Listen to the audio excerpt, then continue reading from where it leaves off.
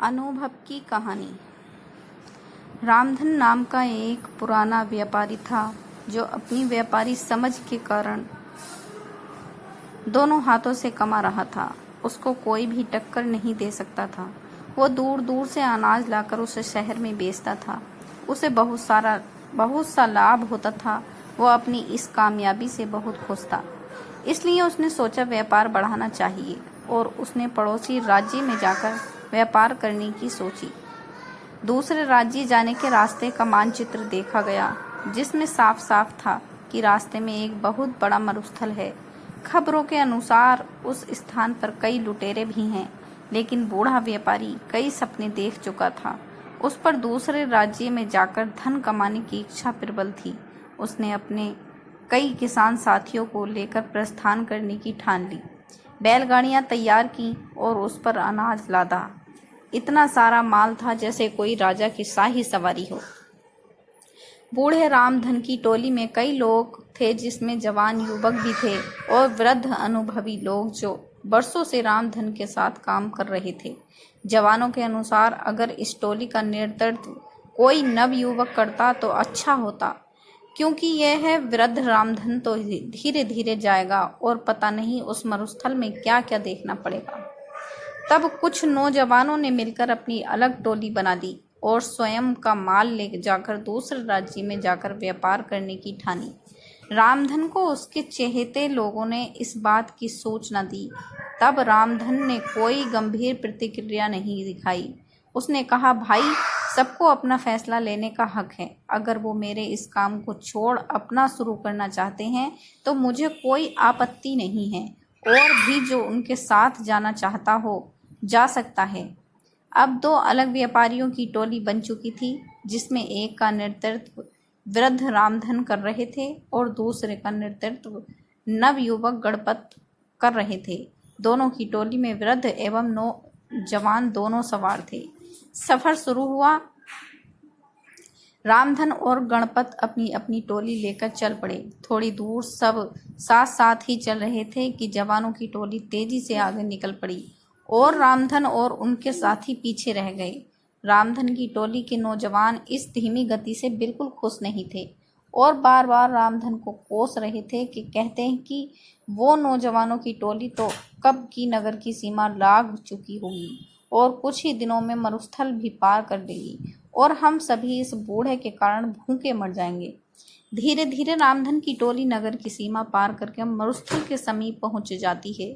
तब रामधन सभी से कहते हैं, यह मरुस्थल बहुत लंबा है और इसमें दूर दूर तक पानी की एक बूंद भी नहीं मिलेगी। इसलिए जितना हो सके पानी भर लो। और सबसे अहम, यह मरुस्थल लुटेरों और डाकुओं से भरा हुआ है, इसलिए हमें यहाँ का सफर बिना रुके करना होगा। साथ ही हर समय चौकन्ना रहना पड़ेगा।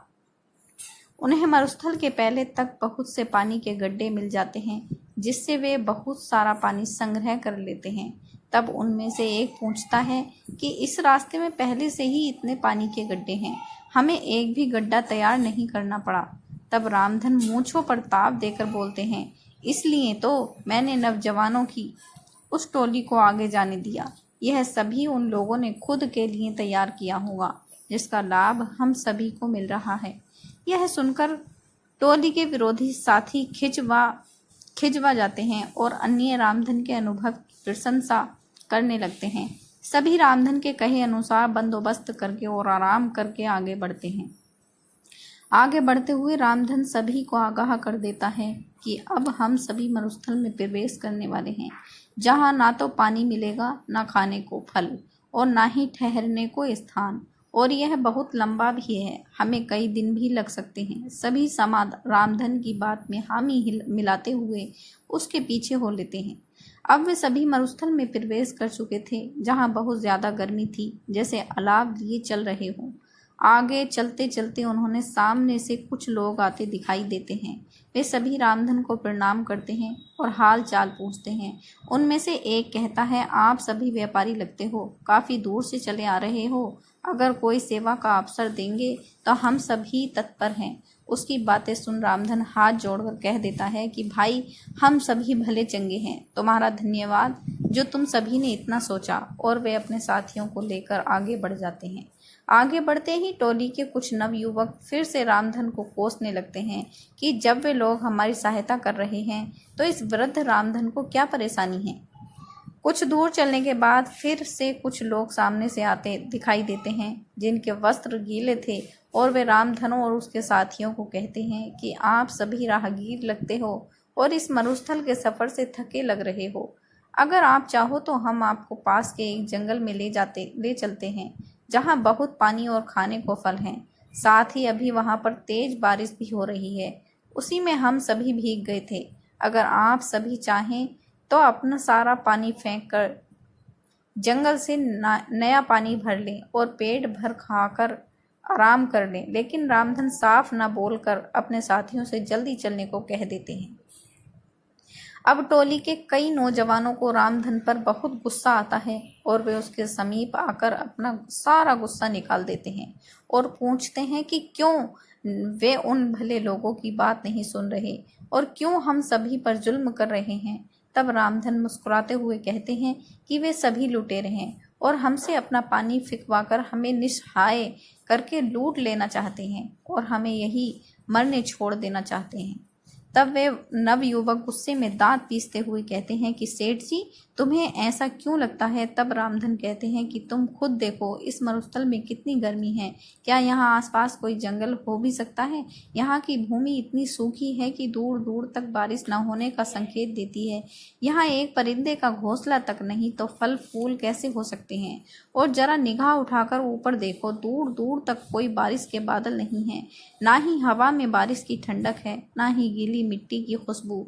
तो कैसे उन लोगों की बातों पर यकीन किया जा सकता है। मेरी बात मानो, कुछ भी हो जाए अपना पानी मत फेंकना और ना ही कहीं भी रुकना। कुछ देर आगे चलने के बाद उन्हें रास्ते में कई नर कंकाल और टूटी फूटी बैलगाड़ी मिलती हैं। वे सभी कंकाल गणपत की टोली के लोगों के थे। उनमें से एक भी नहीं बचा था। उनकी ऐसी दशा देख सभी रोने लगते हैं क्योंकि वे सभी उन्हीं के साथी थे। तब रामधन कहते हैं कि जरूर इन लोगों ने तुम्हारे जैसे ही इन लुटेरों को अपना साथी समझा होगा और इसका परिणाम यह हुआ, आज उन्हें अपने जीवन से हाथ धोना पड़ा। रामधन सभी को ठंडस बांधते हुए कहते हैं, हम सभी को भी यहाँ से जल्दी निकलना होगा क्योंकि वे सभी लुटेरे अभी भी हमारे पीछे हैं। प्रार्थना करो कि हम सभी सही सलामत यहाँ से निकल जाएं। शिक्षा अनुभव कहते हैं, अनुभव की कंघी जब काम आती है, जब सर पर कोई बाल नहीं बचता। अर्थात अनुभव उम्र बीतने और जीवन जीने के बाद ही मिलता है। अनुभव कभी भी पूर्वजों की जागीर में नहीं मिलता। जैसे इस कहानी में नवजवानों में जोश तो बहुत था, लेकिन अनुभव की कंघी नहीं थी जो कि रामधन के पास थी, जिसका उसने सही समय पर इस्तेमाल किया और विपत्ति से सभी को निकाल कर ले गया। शिक्षा यही है कि किसी काम को करने के लिए जोश के साथ अनुभव होना भी अत्यंत आवश्यक है। तो दोस्तों, आपको हमारी ये कहानी कैसी लगी, इसे लाइक और हमारी चैनल को सब्सक्राइब जरूर करना और ऐसी ही प्यारी कहानियाँ सुनने के लिए हमारे YouTube चैनल से जुड़ना। धन्यवाद।